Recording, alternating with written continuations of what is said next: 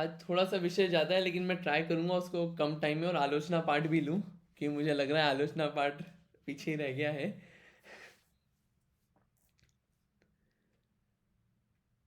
नमो अर्हन्ताणं, नमो सिद्धाणं, नमो आयनीयाणं, नमो वज्झायाणं, नमो लोये सवसाहुणम्।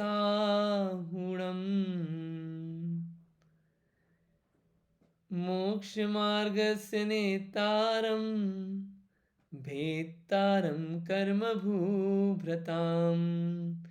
ज्ञातारं विश्वतत्त्वानां, वन्दे तद्गुणलब्धये, वन्दे तद्गुणलब्धये। आज बहुत अच्छा दिन है, 7वां दिन है। अपन इस 7वें दिन को ऐसे देखें कि ये समाप्त नहीं हो रहा है, अच्छी चीज़ें सीखते हुए अपने को 7 दिन हो गए, इसको अपन ऐसे देखें। और ये 7 दिन जो अपन ने सीखा है, ऐसे 10 दिन तक सीखते जाएं और वो 10 दिन 365 में कन्वर्ट हो, इसको हम ऐसे देखें तो और अच्छा लगेगा। आज का जो दिन है वो आज का दिन है तप समझने का। उत्तम तप धर्म क्या होता है, ये उत्तम तप धर्म, इसको अपन समझने का ट्राई करते हैं। अभी तक क्या हुआ, अभी तक जो अपने परिणाम गंदे रहते थे, कषाय वाले, क्रोध, मान, माया, लोभ, इससे कर्म बंधते थे। उन सब क्या होता था, कर्म आते थे और कर्म बंधते थे। तो अपन ने उस पर स्टॉप लगाने का ट्राई किया। कैसे? संयमित होके, उत्तम संयम में जो अपन ने समझा कि कर्म को आना रोकें, संवर करें कर्म का, कि कर्म आए ही नहीं, जो कर्म आ रहे नहीं वो रुक जाए आना। तो अपन ने संयम समझा। अब जो कर्म बंध गए हैं उनको कैसे क्लीन अप करें अब? तो ये जो तप है, तपस्या, तप है, तप से कर्मों की निर्जरा होती है। तपसा निर्जरा च, ये तप धर्म, तप से कर्मों की निर्जरा होती है। अधिक क्या कहूं मैं, अपन पूजा की पंक्तियों के माध्यम से इसको और अच्छे से पूरा समझते हैं। तप चाहे सुर राय, करम शिखर को वज्र है, द्वादश विधि सुखदाय, क्यों न करे निज शक्ति सम। तप चाहे सुर राय, तप कहते किसको हैं? तप है इच्छाओं के निरोध करने को तप कहते हैं। इच्छा निरोधस तपः, इच्छा के निरोध करने को तप कहते हैं। आगे आएगी बात कि इच्छा कैसे कैसे निरोध क्या क्या हो रही है और वो तप कैसे है। अभी सामान्य परिचय। इस तप को जो देव हैं, सुर, देवों के राजा इंद्र, वो भी इस तप को चाहता है। क्यों चाहता है?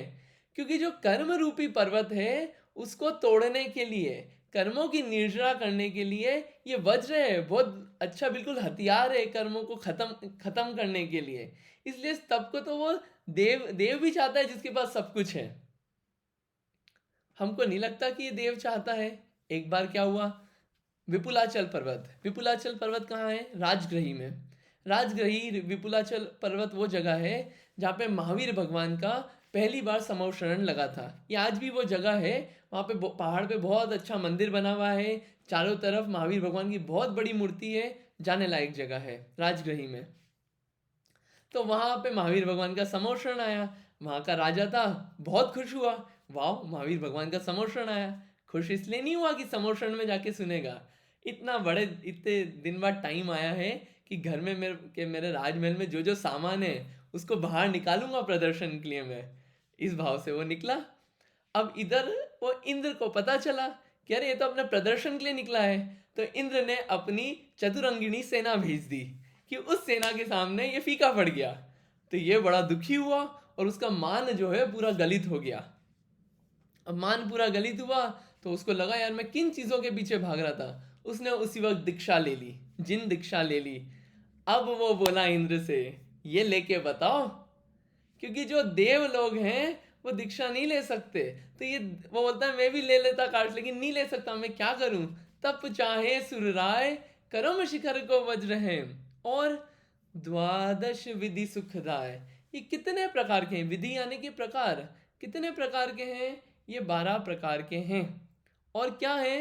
सुख को देने वाले हैं, ये बहुत इंपॉर्टेंट शब्द है, सुख को देने वाले हैं। तब सुनते ही ऐसा लगता है भैया अब तो बहुत खतरनाक दिन आ गया, उपवास करके देखो कैसी हालत होती है, चीजें छोड़ के देखो कैसी हालत होती है। और यहाँ पे लिख दिया सुख देने वाला है, कैसे देखते हैं इसको। सबसे पहले 12 प्रकार के जो तप हैं उनको अपन थोड़ा सा देखते हैं।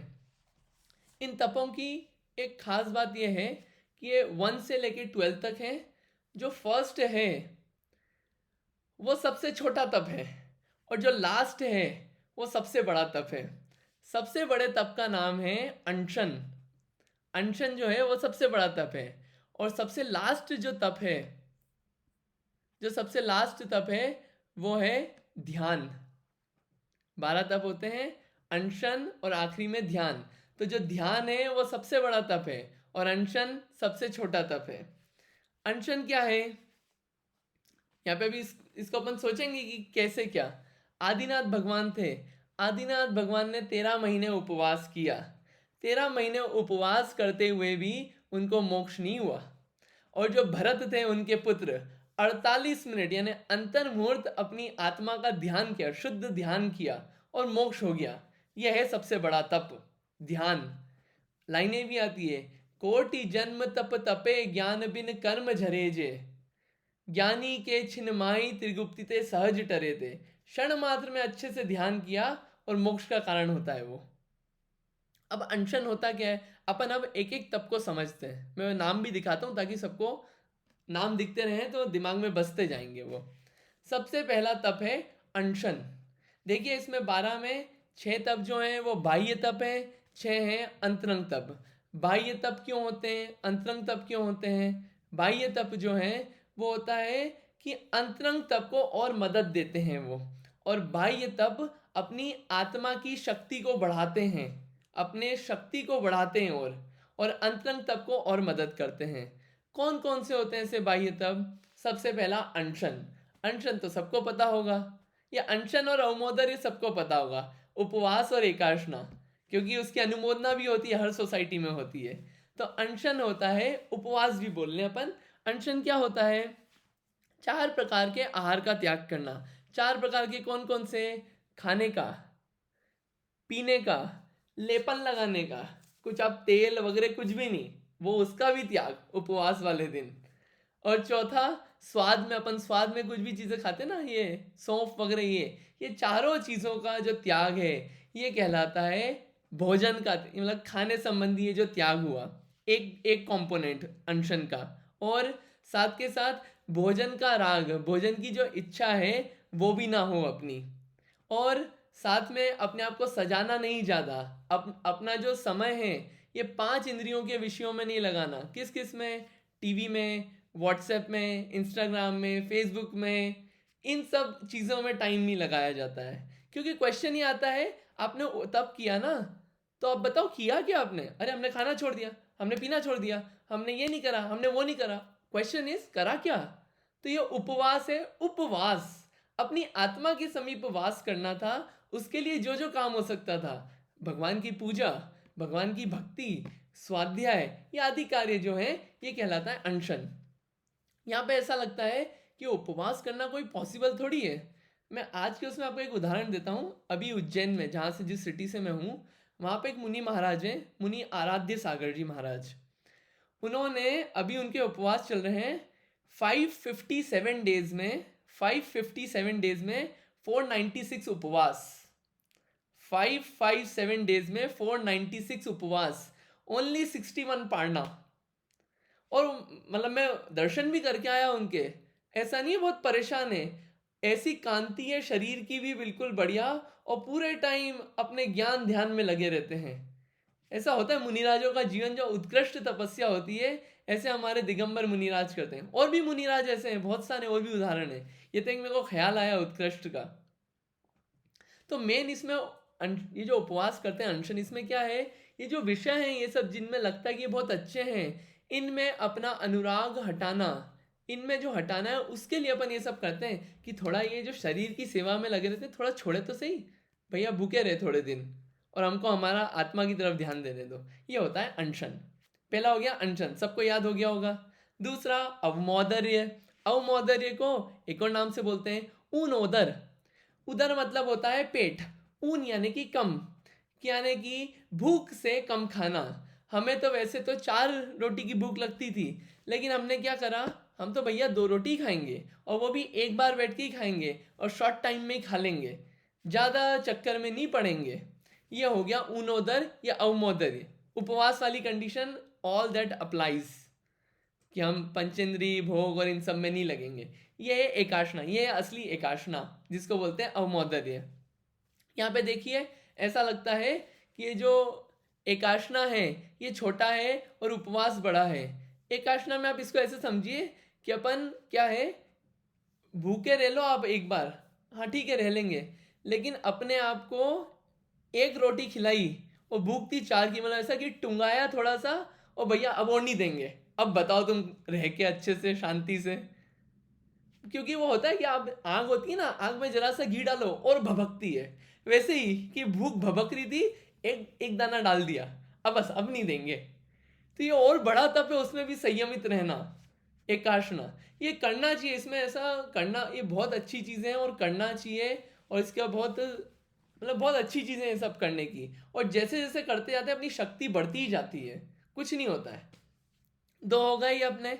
एक एक अच्छी बात आती है, एक मुनिराज थे, एक मुनिराज ने 1 महीने का उपवास किया, 1 महीने का उपवास किया, उपवास के बाद आए, उन्होंने सोचा चलो मैं एक टुकड़ा खा लेता हूँ, पारणा कर लेता हूँ, और फिर 1 महीने का उपवास कर लिया। वहाँ के लोग आसपास जो थे वो सोच रहे थे क्या यार ये मुनिराज जी एक टुकड़ा ही खाया, 2 महीने अगर कंटिन्यूस हो जाता तो रिकॉर्ड हो जाता। तो मुनिराज जो सोचे थे रिकॉर्ड रिकॉर्ड नहीं, उनका तो ये है कि 1 महीने उपवास किया, देखूँ तो सही मैं जाके कूद तो नहीं रहा हूँ सीधे कि खिला दो, राग गया कि नहीं गया मेरा, उसको टेस्ट करने वो पारणा करने गए थे एक दाने का। ये होता है ये एकाशना और उपवास का स्वरूप। तीसरा नाम वृत्ति परिसंख्या। मुनि जीवन में अपने को दिखता है कि हमारी प्रतिज्ञा मिलेगी, हम खाने तो जा रहे हैं लेकिन हमारी प्रतिज्ञा मिलेगी तो हम ले लेंगे, वरना नहीं लेंगे, हमको ऐसी कोई ज़्यादा चाव नहीं है। इससे क्या है, जीवन में बहुत संतोष आता है। तीसरा। चौथा, रस परित्याग। 6 तरह के रस होते हैं, कौन कौन से, मीठा और ये नमक वाला, घी, तेल, ये जो 4 हुए, और 2 और कौन से होते हैं मैं एकदम भूल गया, दिमाग से चला गया मेरा। ऐसे 6 रस, हाँ दूध और दही, सॉरी दूध और दही, ऐसे 6 रस होते हैं। इन 6 रसों में से एक एक रस का त्याग करते हुए भोजन करना, ये होता है रस परित्याग। कि हमको खा तो रहे हम, लेकिन आओ अब हम बिना नमक की सब्जी और रोटी खाएंगे, खाएंगे हम, खिलाएंगे, लेकिन जो जीवान हमारी करती थी ना उसको कंट्रोल करेंगे हम। और ऐसा नहीं कि हम उस दिन जैसे हमको मान लो हमारा मीठे का त्याग है तो हम दूध नहीं पियेंगे, मीठे का त्याग है तो हम हलवा नहीं खाएंगे, खाएंगे लेकिन बिना शक्कर का, तब आएगा असली मजा, तब है असली टेस्टिंग। तो ये रस परित्याग। विविक्त शय्यासन। विविक्त शय्यासन क्या होता है कि एकांत स्थान में शयन करना। एकांत स्थान में इसलिए कि अपना समय मिले थोड़ा सा अपने बारे में सोचने के लिए, ये बाहरी तप है सारे। और काय क्लेश। काय क्लेश क्या होता है, काय क्लेश होता है कि काय को बहुत कष्ट देना और उसकी बिल्कुल भी परवाह नहीं करना।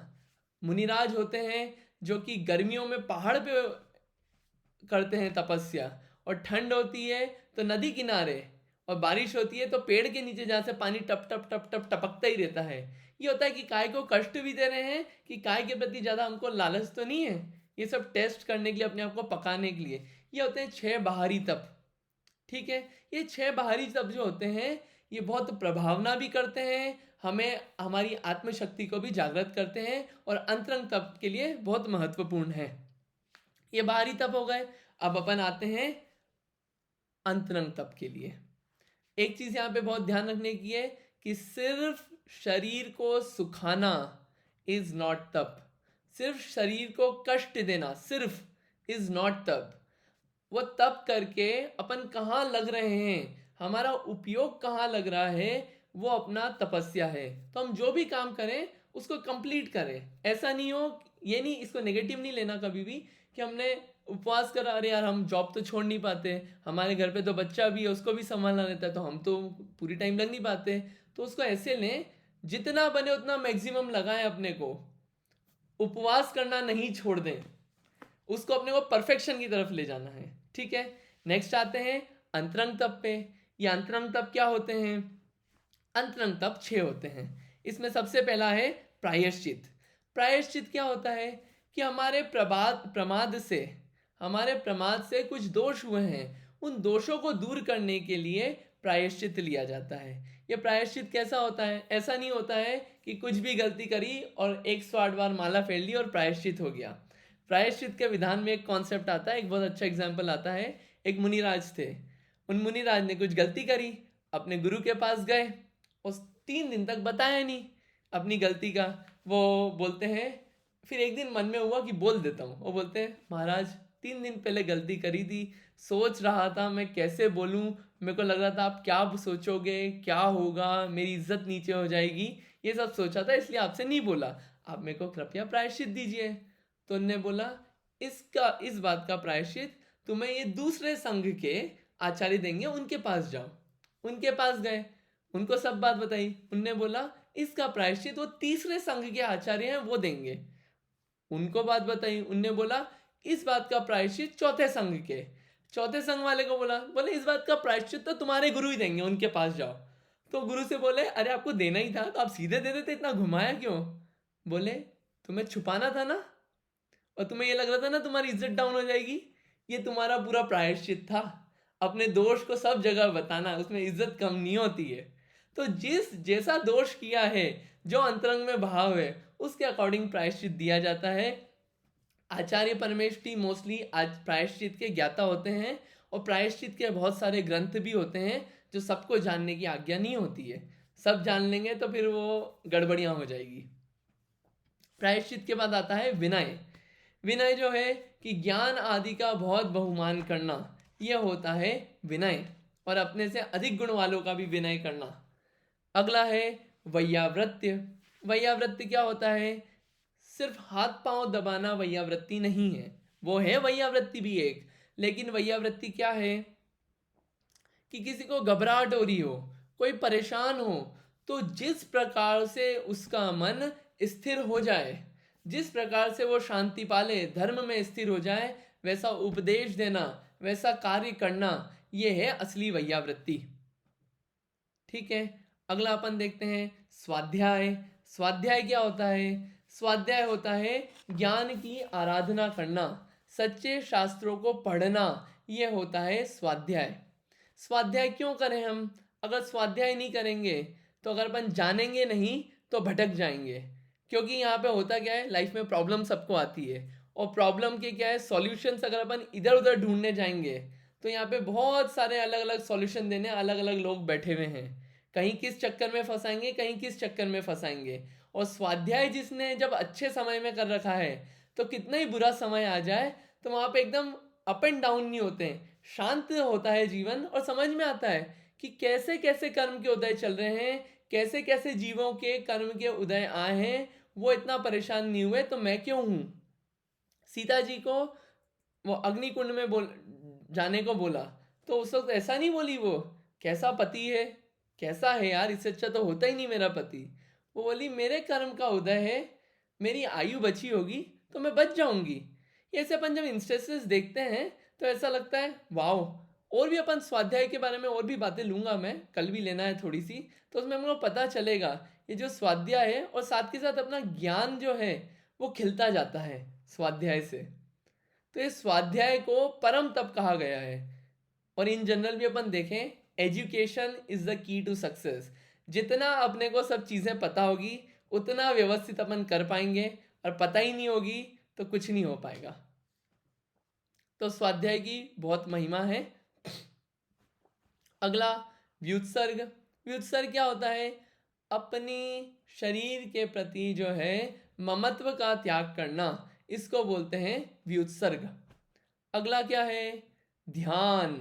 ध्यान होता है एकाग्र चिंता निरोधो ध्यान, कि बिल्कुल सब तरफ से ध्यान हटा के एक अग्र अपनी आत्मा की तरफ ध्यान लगाना, वो होता है वास्तविक ध्यान। योगा करना आदि जो है वो ध्यान की यहाँ पे बात नहीं है, ये ध्यान अलग चीज़ है। यहाँ पे ध्यान 4 प्रकार के होते हैं। 2 होते हैं अशुभ ध्यान, और 2 होते हैं अच्छे ध्यान जो कि भगवान बनने के कारण होते हैं। और वो है ध्यान जो भरत चक्रवर्ती ने ध्याया था 48 मिनट के लिए, और उनको मोक्ष पद की प्राप्ति हुई। ये ऐसे 12 तप होते हैं। ये अपन ने तप का पूरा एक स्वरूप शॉर्ट में एक समझने का ट्राई किया। इसमें एक जो स्वाध्याय है, स्वाध्याय के विषय में थोड़ी सी अच्छी बातें एक इन्फॉर्मेटिव देनी है, उसको अपन थोड़ा देखते हैं।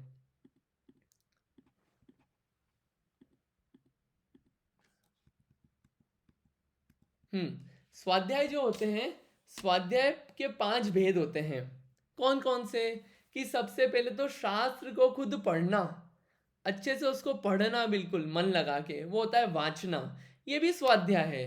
प्रचना, अब हमने पढ़ा, तो पढ़ा जिस शास्त्र को, उसमें हमको क्वेश्चंस आए, उसको पूछना, या फिर कोई हमें शास्त्र पढ़ के सुना रहा है तो उसको सुनना, ये भी स्वाध्याय का भेद है। और हमने जो पढ़ा सुना उसको बार बार सोचना, वहीं पे स्टॉप नहीं हो रहे हम कि पढ़ लिया सुन लिया एंड डन, उसको सोचना, बार बार घोलना मन में, ये होता है अनुप्रेक्षा, ये भी स्वाध्याय का भेद है। और आमनाएं, आमना यानी कि याद करना, कि जो भी हमने पढ़ा है इसको हम याद करें। याद करने से एक बात बताता हूँ मैं, याद करने का तो होना ही चाहिए। एक तो क्या है, अपनी बुद्धि भी शार्प होती है, और दूसरी चीज़, कहीं भी अपन हो तो अपने को किताब देखनी नहीं पड़ती, अरे यार किताब कहाँ से लाएं। और एक बार भगवान के सामने कोई भी 8-10 लाइन कोई सी भी याद हो, एक बार सिर्फ भगवान के सामने देखते हुए उन 8 लाइनों को याद करके बोलना, उसका जो आनंद आएगा वो एकदम अलग होता है। और याद करना कोई डिफिकल्ट नहीं है। अगर आप एक दिन में 2 लाइन भी याद करेंगे तो आप ग्रंथ के ग्रंथ याद कर सकते हैं। और जो याद करी हुई चीज़ें होती है उसको जब अपन बोलते जाते हैं तो वो अपने आप अर्थ भी अपने आप अंदर से निकलने लगता है, शब्दों से अपने आप अर्थ भी अपने आप को ओवर द टाइम निकलने लगता है। तो स्वाध्याय जो है ये बहुत आगे ले जाने वाला है। धर्मोपदेश, अब हमको भी आती है चीज़ें, हमने पढ़ी है, याद भी करी है, तो हम उसका उपदेश भी दें। उपदेश दें यानी कि हमें मान लीजिए नमोकार मंत्र आता है, तो हम हो सकता है हमारी कम्युनिटी में हमारे आसपास के लोगों को नमोकार मंत्र ही बता दें। जितना अपन इसका फैलाव करेंगे उतना हमारा भी ज्ञान बढ़ेगा। ये स्वाध्याय के भेद हैं। हमें अगर नमोकार मंत्र आ गया तो हो सकता है हम 2-4 बच्चों को बिठा के उनको नमोकार मंत्र याद करा दिया। तो ये जो है कि अच्छी चीज़ हमने भी सीखी और दूसरों को भी बता दी। ये है स्वाध्याय के 5 भेद। और ये स्वाध्याय जो है ये, अब एक क्वेश्चन आता है कि जो स्वाध्याय है, वैसे तो मुझे टाइम हो रहा है, मैं टाइम को देखते हुए उस चीज़ को आज नहीं लूँगा, शायद कल ही लूँगा मैं। तो स्वाध्याय जो है ये सबसे बड़ा तप है। इस स्वाध्याय को हमें जीवन में कम से कम एक स्टार्टिंग तो कर ही सकते हैं कि 10 से 15 मिनट हम एक स्टार्ट करें कुछ चीज़ खुद से। 10 से 15 मिनट एक जो कंटिन्यूटी होगी ना, वो 365 डेज में क्या चीज़ें हमें बता देगी। फिर हमें कुछ भी करना हो, आपको कोई भी मैटर हो, हर मैटर का सॉल्यूशन आपको हर अलग अलग तरीके से ग्रंथ में दिया हुआ है। उसके इंडेक्स एक बार अपन खोल के देखेंगे, बहुत अच्छी अच्छी इन्फॉर्मेशन मिलती है। मैं अपना ट्राई कर रहा हूँ थोड़ी थोड़ी देता जाऊँ, लेकिन वो बहुत अच्छी अच्छी इन्फॉर्मेशन है। दूसरी चीज़, जो शांतता आती है लाइफ में, मैं आपको एक छोटा सा एग्जांपल और दे देता हूँ। यहाँ पे मैं अपनी लाइफ का दे रहा हूँ, जो मेरे साथ हुआ और जो मुझे फील हुआ। मैं डैलस में पढ़ रहा था और 2 साल पढ़ाई करी, फिर जॉब ढूंढने का टाइम आता है। फ्रेशर आए थे इंडिया से, कोई एक्सपीरियंस था नहीं, कोई जॉब का इंटरव्यू कॉल देने को भी तैयार नहीं था। और ग्रेजुएट होने के बाद एक इंटरव्यू कॉल आया, वो निकल गया, गलती से निकल गया, जो भी हुआ। और निकलने के बाद उस कंपनी में 2 डिवीजन थे। एक थे लेदर प्रोडक्ट्स पे आपको एनालिटिक्स करना है, और एक है नॉन लेदर प्रोडक्ट्स पे एनालिटिक्स। तो मैंने ठीक है अपन नॉन लेदर वाले डिपार्टमेंट पे कर लेंगे। मैंने उससे बात कर ली सीईओ से कि मैं इसी पे करूँगा, स्टार्टअप थी। बोले ओके फाइन। और 2 महीने बाद मेरा कार्ड आने वाला था जॉब करने के लिए। बोला ओके ग्रेट। तो फिर 2 महीने आराम से रिलैक्स हो गए, कोई बात नहीं। अब डे 1 और होते हैं वहाँ पे। डे 1 पे जैसे ही पहुँचे, उन्होंने बोला कि आओ तुमको तो काम करना है इस पे। मतलब ये तो लग रहा है लेदर रिलेटेड ऑल सब कुछ। मतलब अरे यार ये तो गड़बड़ हो गई। और सर पे दिख रहा था कि 35 लाख रुपए का लोन है, जो पढ़ाई इतनी सारी कर ली अपन ने। अब क्या करें उस संकट में? उस संकट में या तो रो लें या चीख लें। और ये भी लगता है कि घर पहुंच जाएंगे, कैसे पहुंचेंगे, सब परेशान हो जाएंगे। तो वहाँ पे जब मैं पहुंचा था डैलस में, तो मैं मंदिर तो जाता ही था, लेकिन शास्त्र जी थे मेरे पास और मैं उसको पढ़ता रहता था। तो वह अपने आप ही ऐसा एक श्रद्धान आया कि यार अपने समय से सब चीज़ें होगी, शांति रखो। क्योंकि एक टाइम बाउंड भी रहता है 90 डेज, कि 90 डेज में आपको जॉब ढूंढना है, वरना आप बाहर भेज दिए जाओगे यूएस से। और 90 डेज हॉलीडे सीजन आ रहा है एक तरफ, तो ऐसा लगता है कहाँ से मिलेगी। और हम तो बस ठीक है, मतलब क्या करें अब। और उसी वक्त मैंने सीईओ को बोला कि मैं नहीं कर पाऊंगा। उन्होंने बोला ठीक है, और मैं चला गया डे 1 पे ही, फर्स्ट जॉब डे 1 पे छोड़ दी।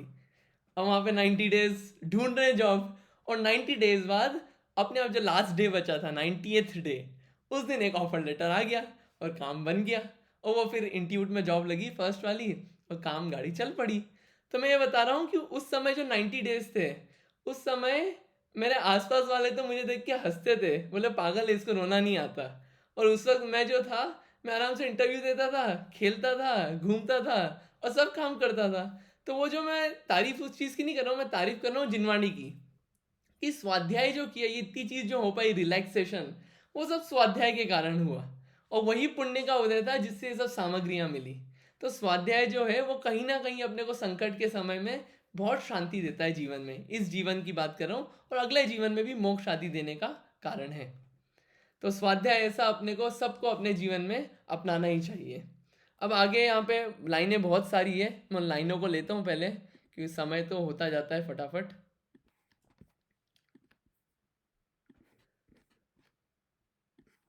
अब आगे यहाँ पे अपन ने बोला कि ये 12 प्रकार के तप हैं, और ये सुख को देने वाले हैं। सुख को कैसे देने वाले हैं? ये तप जब करते हैं, अपनी आत्मशक्ति जगती है और कर्मों की निर्जरा होती है। तो क्यों नहीं करें अपनी शक्ति के अकॉर्डिंग, अपनी जितनी शक्ति है, यानी कि अपनी शक्ति तो बहुत है, उसको निखारते जाएं और ये तपस्याएं करते जाएं। आगे देखते हैं, उत्तम तप सब माही बखाना, कर्म शैल को वज्र समाना, बस्यो अनादि निगोद मझारा, भूविकल त्रय पशुतन धारा। ये उत्तम तप जो है, इसका सारे ग्रंथों में वर्णन है। आप कोई सा भी ग्रंथ खोल लें, तप का वर्णन सब ग्रंथों में है। और ये कर्म रूपी पर्वत को तोड़ने के लिए वज्र के समान है। अब आगे बात आती है इस लाइन, ये आगे की जो 4 लाइनें बहुत अच्छी है। धारा मनुष्य तन महादुर्लभ, सुकुल आयु निरोगता, श्री जैन वाणी तत्व ज्ञानी, भई विषय पयोगता। बस्यो अनादि निगोद मझारा, यहाँ पे बोल रहे हैं कि अनादि काल से तो अपन निगोद में रह के आए हैं। निगोद उसे कहते हैं जो एकेंद्रीय जीव, एकेंद्रीय जीव यानी कि जिनके पास सिर्फ स्पर्शन इंद्रिय होती है। उस दिन भैया बोल रहे थे कॉन्शियसनेस बहुत कम होती होगी उनके पास। हाँ, उनके पास बाकी इंद्रियां ही नहीं है, जाने कैसे। और ज्ञान इतना है, सिर्फ इतना सा ज्ञान कि वो अगर ज्ञान हटा दें अपन, एक इतना सा बिल्कुल, तो वो मुर्दे जैसा ही हो जाए। इतना सा ज्ञान है उन जीवों में। तो अनादि काल से तो अपन निगोदिया ही बने हैं। और निगोद भी 2 टाइप के होते हैं। एक होते हैं कि जहाँ पे जीव हमेशा से था और हमेशा से वहीं रहेगा, कभी निकलेगा ही नहीं उस निगोद से, एक इंद्री पर्याय से। एक इंद्री वाला जीव कभी निकलेगा ही नहीं, और ना कभी निकले हैं, ऐसे बहुत सारे जीव हैं, और ना कभी निकलेंगे, हमेशा एक इंद्री रहेंगे। और एक है इतर निगोद। इतर निगोद यानी कि जहां से निगोद से जीव निकलेंगे, दूसरी दूसरी पर्यायें धारण करेंगे, 2 3 4 लट चीटी वगैरह मनुष्य वगैरह सब बनेंगे। और अगर उनने उस चीज का उपयोग नहीं किया तो वापस कहाँ पे, बैक टू पवेलियन। इतर निगोद। ये निगोद जो है, निगोद में दुख बहुत ज्यादा है। निगोद का हमको और समझना हो तो, ये जो पेड़ वगैरह हैं, ये सब निगोदिया जीव हैं। इसमें बहुत सारे आलू वगैरह जो हैं, इनमें सब में निगोदिया जीव हैं बहुत सारे। इन निगोदिया जीवों का काउंट बहुत सारा है। तो बोले अनादिकाल से तो निगोद में रह के आए हो। भू, और फिर भू विकलत रहे पशुतन धारा, और मिल भी गया तो क्या बन गए, कभी पृथ्वी बन गए, कभी ये 2 इंद्री 3 इंद्री चीटी, इल्ली और बटरफ्लाई, भवरा, टिड्डी, स्नेल, पता नहीं क्या क्या बने अपन। और किसी ने उनको जीव भी नहीं समझा, बिल्कुल ऐसे कुचल दिया। ये सब बने हैं अपन वास्तव में। और पशु बने, पशु बने, कभी कमजोर बने तो हम पे बहुत सारा बोझा डाला, हमारे को बिल्कुल छील दिया गया। आप वीडियोस देखो। और कभी बहुत शक्तिशाली हुए तो किसी शेर वगैरह अपने शेर वगैरह बन के अपन खा गए किसी को, या किसी के द्वारा खा लिए गए। ये ऐसे ऐसे समय अपना बीता है। अब बोल रहे हैं, ये बहुत अच्छी लाइन है। धारा मनुष्य तन महादुर्लभ, सुकुल आयु निरोगता। मनुष्य बनना दुर्लभ है कि नहीं है? आसान है मनुष्य बनना कि नहीं? हमेशा मनुष्य नहीं बनेगा जो बना है। ये काउंट दिखा रहा हूं मैं आपको, एक गोमटसा जीवकांड नाम का एक ग्रंथ है, उसमें काउंटिंग्स आई है हर एक गति के जीवों की। तो जो तिर्यंश है, तिर्यंश गति के जीव, वो सबसे ज्यादा मैक्सिमम है। और ये जो मनुष्य हैं, ये मिनिमम है, बहुत कम है मनुष्य। देखिए जीव तो अनंत हैं। अगर आप पेड़ देखें, इतने सारे पेड़ हैं, इतनी सारी वनस्पतियां हैं, ये इतने हवा है, हवा में बहुत सारे जीव जो होते हैं, जो हवा का ऐक्य वाले जीव, वो आपस में चिपके हुए होते हैं, ऐसे धक्का देके खसकते हैं। बहुत सारे जीव हैं, वो तिर्यंश गति में आते हैं। वो सब जीव सबसे ज्यादा हैं और मनुष्य सबसे कम है। हमको विश्वास नहीं होता, हमको मनुष्य का काउंट बताओ। ये देखिए मनुष्य का काउंट है, 29 डिजिट्स में है मनुष्य का मैक्सिमम काउंट।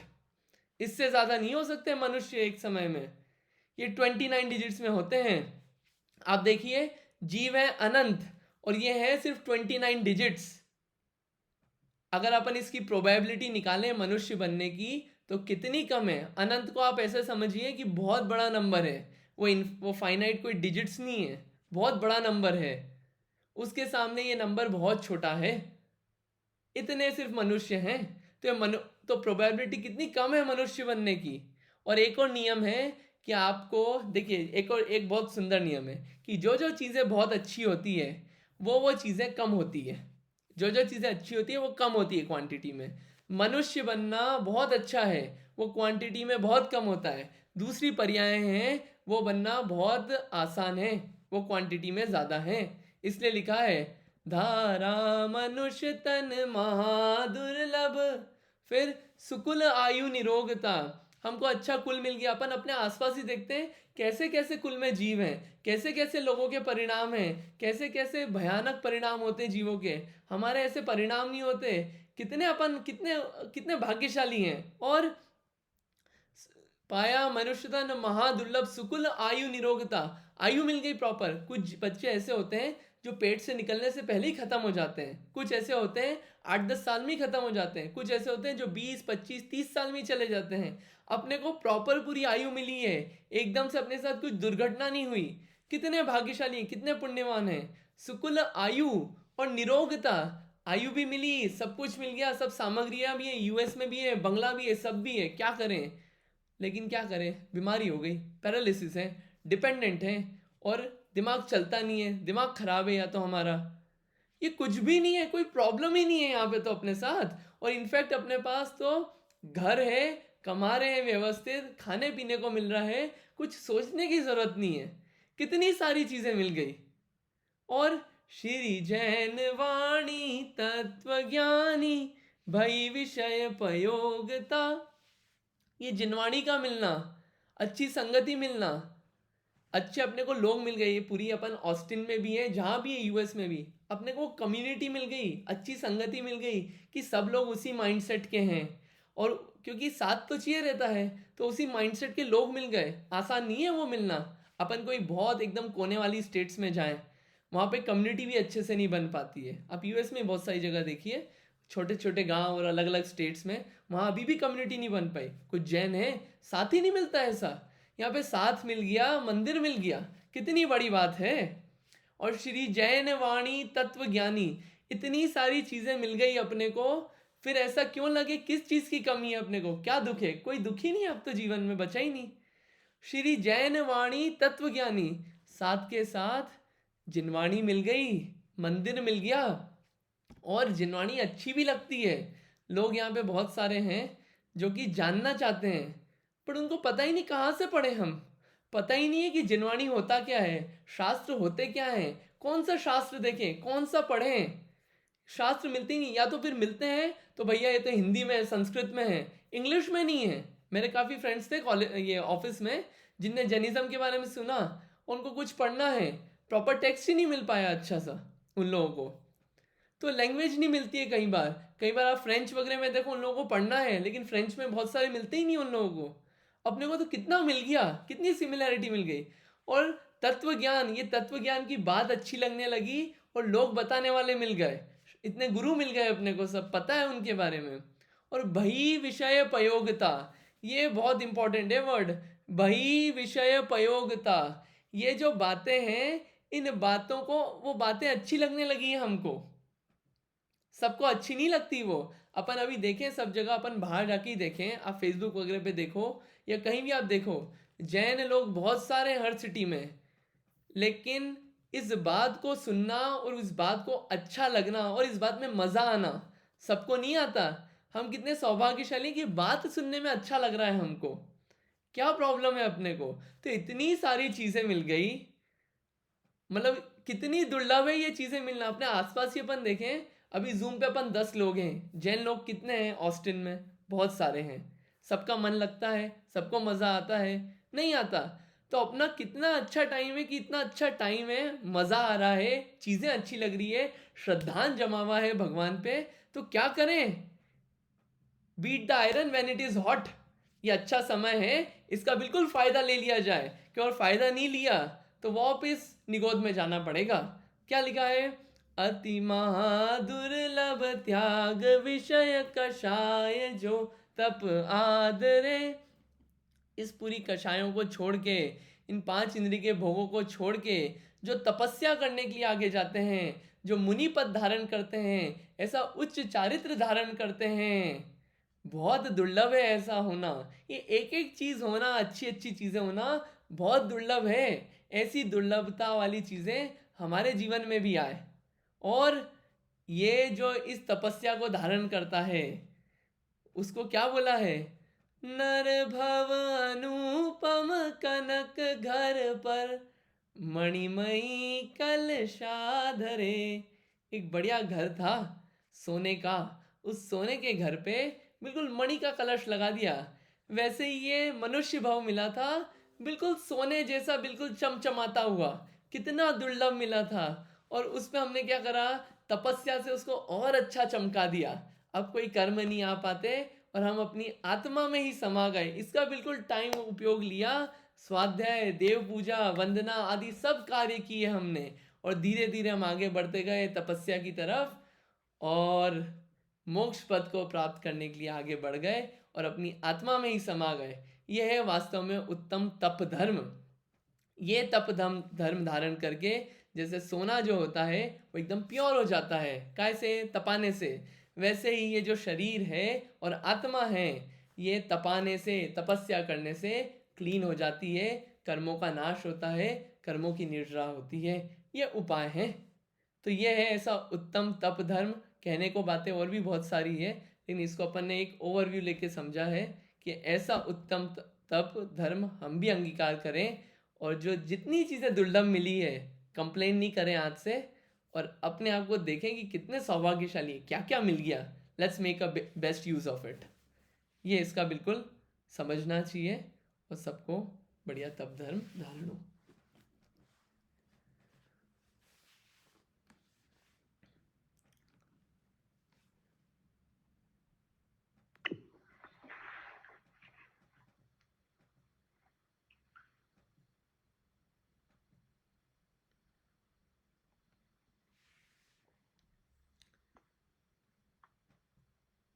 किसी को कोई क्वेश्चन या फिर आलोचना पाठ लूँ मैं?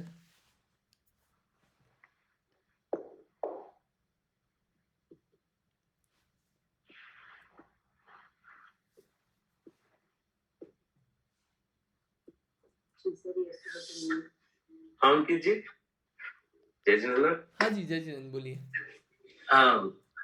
Shreya has a question. Yes, Yes, go ahead. जय जिनेंद्र, बोलिए। Jason, if you're in moksha, that means you're in eternal bliss. But if you're in eternal bliss, you're in eternal bliss doing what? What are you happy about in moksha? Oh, that's a very good question. What are you happy about? Moksha. Okay. That's a very good question, Shriya. So one thing is, let's compare quickly. What are we happy about here? and how long this happiness sustains.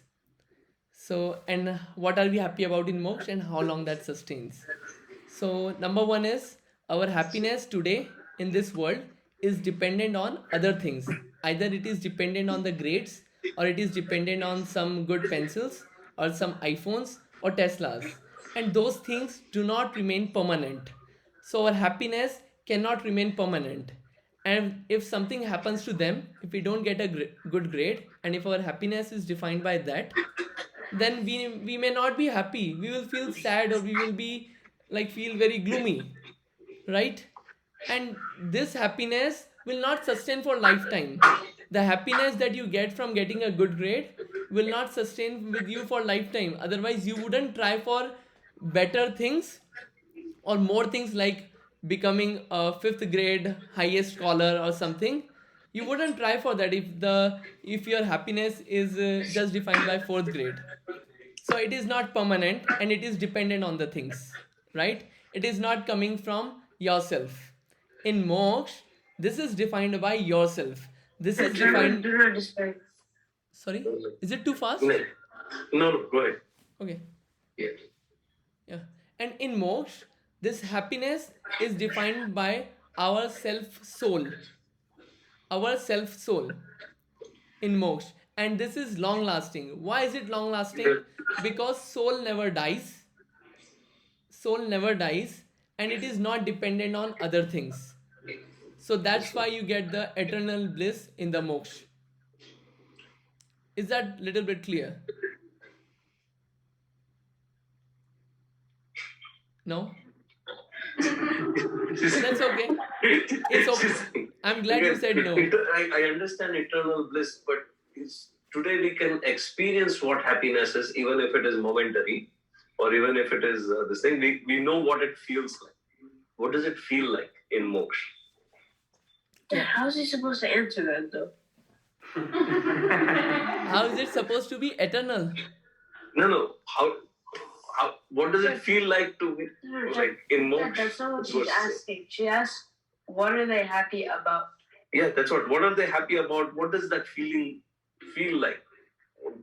You see, today if you like a Tesla, we know how it feels like. We eat a nice food, we know what it feels like. So what does it feel like? Well, definitely that's a good question. I do have some answer, but I want to frame it nicely. Can you give me one day? I want to frame it very nicely Sure. to help you. There are some things which you can understand by experience and Yeah. reading, but it's more about I'm just thinking how to best explain Shriya. I think I will Yeah. have to give it a thought. But that's a Okay. nice question, Shriya. Can I get back to you by tomorrow? Okay. Thank you. Thanks. Thank you. Thank you.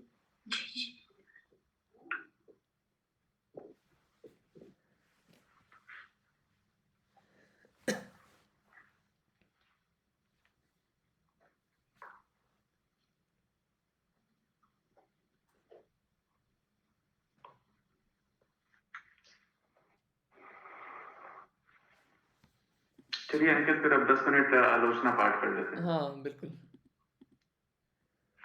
आलोचना पाठ में अपन ने काफ़ी देख लिया था कि बहुत मनमाने काम किए, बहु कर्म किए मन माने, कछु न्याय अन्याय न जाने।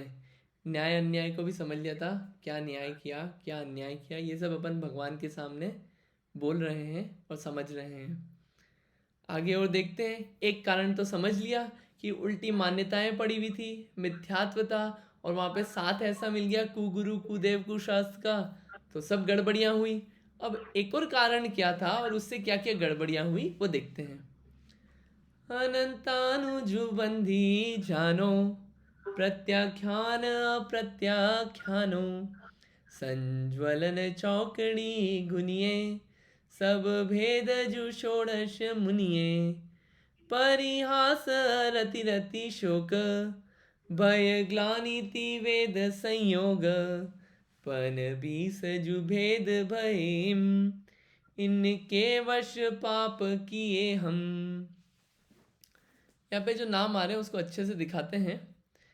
कषाय जो होती है, अपन ने क्रोध मान माया लोभ तो सुना है, लेकिन क्या है, अलग अलग अवस्थाओं में वो अलग अलग टाइप की होती है। एक अपन गृहस्थ में है तो उनको क्रोधमान माया लोभ है। मुनिराज हैं, वो भी उनको मोक्ष नहीं हो गया है, उनको भी क्रोधमान माया लोभ है। जो व्रती लोग हैं, ब्रह्मचारी, आरिका, एलक, क्षुल्लक, उनको भी मोक्ष नहीं हो गया है, उनको भी कुछ ना कुछ कषाय हैं, है ना। और आखिरी में जो मुनिराजों में भी ऊपर स्टेज में पहुंच गए हैं और शुद्धता में, उनको भी कहीं ना कहीं कुछ कषाय हैं।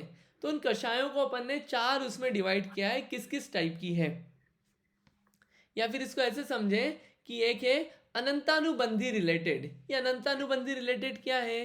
अनंतानुबंधी कषाय ये होती है कि जो कि हमें सच्चा श्रद्धा नहीं होने देती है, हमेशा मिथ्यात्व ही होता रहता है, जिसके कारण उल्टी मान्यताएं ही पड़ी रहती है, सच्ची नहीं हो पाती। उसको बोलते हैं अनंतानुबंधी, जो अनंत संसार लेके चलती है। ये होती है हम सब लोगों को, जो होती है सब अपना अपना जानते हैं, लेकिन यहाँ पे इन जनरल जो मोस्ट ऑफ द जीव हैं वो अनंतानुबंधी क्रोध तो सबको है ही, और जिसको अनंतानुबंधी है उसको आगे की 3 है। ठीक है। दूसरा है अप्रत्याख्यान। अप्रत्याख्यान क्या होता है? प्रत्याख्यान का मतलब होता है त्याग। मतलब बिल्कुल भी नहीं, जो बिल्कुल भी किंचित भी त्याग ना होने दे, जिसको मैंने एक वर्ड यूज किया था अणुव्रत, अहिंसाणुव्रत और सत्याणुव्रत की बात चली थी उसमें, कि पूरा तो त्याग नहीं कर पा रहे हम, लेकिन कुछ लेवल पे तो हम त्याग करें चीज़ों का, पार्शियली, पापों का, 5 पापों का, उसको बोलते हैं अप्रत्याख्यान। ये होते हैं हमारे व्रती लोग और एलक, क्षुल्लक, ये सब होते हैं ये पार्शियली त्यागी। तो जो इस पार्शियल त्याग को भी ना होने दे, जो पार्शियल सच्चा चारित्र भी धारण ना करने दे, ऐसे जो कर्म होते हैं उनको बोलते हैं अप्रत्याख्यानावरण कर्म, और ये क्रोध, मान, माया, लोभ रूप होते हैं। फिर तीसरा है प्रत्याख्यान। प्रत्याख्यान वो होता है यानी कि पूर्ण त्याग। प्रत्याख्यान मतलब पूर्ण त्याग, और ऐसी कषाएं जो पूरा त्याग भी ना होने दे, उसे बोलते हैं प्रत्याख्यानावरण, प्रत्याख्यानावरण कषाएं या कर्म। ये क्रोध, मान, माया, लोभ रूप होते हैं। पूर्ण चारित हमारे मुनिराजों को प्रकट हो गया है, जो मुनि भी नहीं बन पाए, तो कौन सी कषाएं पड़ी है कि मुनिराज भी नहीं बन पा रहे हैं? वो है प्रत्याख्यानावरण कषाय। ठीक है। तो जिसको एक कषाय अनंतानुबंधी गई तो आगे की 3 पड़ी है, जिसको 2 गई तो आगे की 2 पड़ी हुई है। ठीक है। लास्ट है संज्वलन। अब मुनि भी बन गए, मुनि बनने के बाद भी हम भगवान नहीं बन पा रहे हैं, मुनि बनने के बाद भी भगवान नहीं बन पा रहे हैं, तो क्या चीज रह गई? तो अभी भी कषाय कुछ मात्रा में रह गई है। ये कषायों की इंटेंसिटी अपने को मेजर करा रही है कि कषाय किस किस टाइप की होती है। ये 4 लेवल पे अलग अलग कषायों का वर्णन इन पे मिलता है। तो ये अनंतानुबंधी, अप्रत्याख्यान, प्रत्याख्यान और संजुलन, ये 4 को 4 से मल्टीप्लाई करें तो ऐसी 16 हो गई। फिर इन 16 के बाद 9 कषाएं और होती है। वो होती है हास्य। हास्य यानी कि जो हास्य पैदा होता है। रति यानी कि कुछ चीज़ें जानने का, कुछ चीज़ें देखने का, भटकने का जो मन होता है, ये होता है रति। अरति यानी कि जो उत्सुकता नहीं होती ज़्यादा, अच्छा नहीं लगता, ये अरति। शोक यानी कि कोई अपना चले जाता है अच्छा मिलने वाला, जिसको बोलते हैं शोक समाचार, ये होता है शोक। भय, भय यानी कि घबराहट होना। जुगुप्सा, जुगुप्सा यानी कि अपने दोष छुपाना और दूसरे के प्रकट करना, ये जुगुप्सा। स्त्री, पुरुष, नपुंसक वेद, ये जो 3 वेद हैं ये बॉडी स्ट्रक्चर नहीं है। बॉडी स्ट्रक्चर काम है नाम कर्म का उदय, ये दूसरे कर्म हैं। ये हैं जिनके कारण स्त्री वेद यानी कि पुरुष में रमने का भाव हो, पुरुष वेद यानी कि स्त्री में रमने का भाव हो, और नपुंसक वेद यानी कि स्त्री पुरुष दोनों से रमने का भाव हो। इसमें इतना आता है कि आपका बाहरी स्ट्रक्चर हो सकता है कि पुरुष जैसा हो, लेकिन आपके जो भाव हैं, वेद है, वो आपका स्त्री वेद हो सकता है, अंदर से जो भाव है वो हो सकता है, उसमें पॉसिबल है वो भी। तो यहाँ पे ये जो है ये 25 कषाएं बताई गई है। इन कषायों के बारे में और भी इंफॉर्मेशन है, लेकिन ये हाई लेवल मैंने एक बताना चाहा कि अलग अलग कषाएं होती है। ये क्या करती है कषाएं? ये कषाएं आचरण में दोष लाती है। जो पुरानी अपन ने बात करी थी, कौन सी? मिथ्यात्व, और अपन ने कुगुरु, कुदेव, कुशास्त्र, ये सब अपने श्रद्धान में गलतियां पैदा करते हैं, और ये जो है ये अपने चारित्र में दोष पैदा करती है। चारित्र में गलतियां क्यों हो रही है, ये अपन अब भगवान के सामने बोल रहे हैं कि इन कारण से हमारे चारित्र में गलतियां हो रही है। अब उस गलती को अपन सुधारना चाह रहे हैं। निद्रावश शयन कराई, सुपने मदि दोष लगाई, फिर जागी विषय वन धायो, नानाविध विष फल खायो। यहाँ पे और बोल रहे हैं कि सो गया, एक तो नींद आ रही थी, सो गया, और सपने में भी छोड़ा नहीं। सपने में भी किन किन चीजों के सपने आए हैं, जितना बाहर नहीं करता उससे ज्यादा सपने में मैंने दोष लगाए हैं उन चीजों के। और सोया, सोचा था सो के कुछ शांति मिलेगी, उठा और उठते ही चालू हो गया विषयों के वन में दौड़ लगाई। किन किन विषयों में दौड़ा, चलो क्या करना है, कभी उठते इंस्टाग्राम, कभी ब्रश सीधे और खाना पीना, कोई मंदिर नहीं, कोई जिनेंद्र भगवान नहीं, कोई नमोकार मंत्र नहीं, कुछ याद नहीं आया मुझे। मेरे को तो ये विषय जो है इंद्रिय के विषय, इनको विषफल बोला है। इंद्रिय के भोग मधुर विषफल, ये मीठे हैं और विषफल लगते ही नहीं कि खराब है ये, तो उनमें मैंने दौड़ लगाई, ऐसा अपन भगवान से बोल रहे हैं। आहार विहार निहारा, इनमें नहीं जतन विचारा, बिन देखी धरी उठाई, बिन सोधी वस्तु जुखाई। भोजन किया, चला, और अपन ने अपना मल मूत्र क्षेपण किया, इसमें भी ध्यान नहीं दिया कि बनाते वक्त क्या क्या ध्यान रखना चाहिए, कि चूल्हे में से अपन उठा लें कि कुछ कचरा तो नहीं है उसमें, आग जलाने से पहले चले तो चलते वक्त सावधानी नहीं रखी। इतना प्रमाद था कि दौड़ गया, बस कितने जीव मारे गए। और बाथरूम वगैरह उपयोग किया, देखा नहीं कि जीव है कि नहीं है, क्या है, उपयोग किया और बस कोई सोचा ही नहीं क्या होंगे। और फिर बिन देखे बस उठा रखा, चेयर ऐसे कैसे खींच दी पूरी, जितने भी रास्ते के जीव थे सब मारे गए, कोई यत्न नहीं रखा। और बिन सोधी वस्तु खाई, काजू था, काजू ऐसे खोला नहीं, सीधे काजू लिया और खा गए, उसके अंदर लटे हो सकती थी, खा गए हम तो ऐसे के ऐसे ही। ये सब काम अपन भगवान से बोले, ये एक बिल्कुल एक एग्जाम्पल्स है, तो और भी बहुत सारी चीज़ें हैं, ये सब अपन भगवान से बोले ये सब काम मैंने किए हैं, गलतियां हैं मेरी। प्रमाद के बारे में एक फाइनल बात मैं बोलना चाहता हूँ, अच्छी बात है। एक क्वेश्चन ये उठता है कि यहाँ से मान लीजिए मैं मंदिर जा रहा हूँ सामने, और वॉक करके गया और मंदिर गया और फटाफट भाग के चला गया, और सामने देखते हुए रास्ते में एक भी जीव नहीं मरा, जीव मारने का पाप लगेगा कि नहीं लगेगा। और दूसरी सिचुएशन है कि मैं नीचे चल के जा रहा था, बहुत ध्यान रख रहा था, लेकिन फिर भी एक चींटी मर गई, जीव मारने का पाप लगेगा कि नहीं लगेगा, कौन सी सिचुएशन में लगेगा। तो यहाँ पे अगर आप अमृत चंद्र आचार्य से पूछो पुरुषार्थ सिद्धि उपाय में, या रत्नग्रंथ श्रावकाचार खोल के देखो, तो उसमें ये बात आई है कि भैया जो पाप लगता है ना, वो पाप लगता है अभिप्राय का। तुमने अपनी तरफ से पूरी सावधानी रखी, पूरा ध्यान रखा, लेकिन फिर भी वो जीव मर गया, तुम्हारा मारने का भाव नहीं था, मन में द्वेष नहीं था मारूं ऐसा कुछ था, पाप नहीं लगेगा हिंसा का। लेकिन तुम यहाँ से मंदिर तक चल के गए, एक जीव भी नहीं मरा, और रास्ते में जितने जीव आ सकते थे वो सब मारने का पाप लग गया, बस इसलिए कि हम नीचे देख के नहीं चले, हमारी सावधानी नहीं थी, बचाने का अभिप्राय नहीं था अंदर में। ये जो है ये हिंसा संबंधी, ये प्रमाद को समझाना था कि इसलिए देखभाल के करें हम काम, और उसने दोषों से बच जाए। ये भगवान से अपन बोल रहे हैं कि बहुत प्रमाद किया मैंने हर चीज़ में।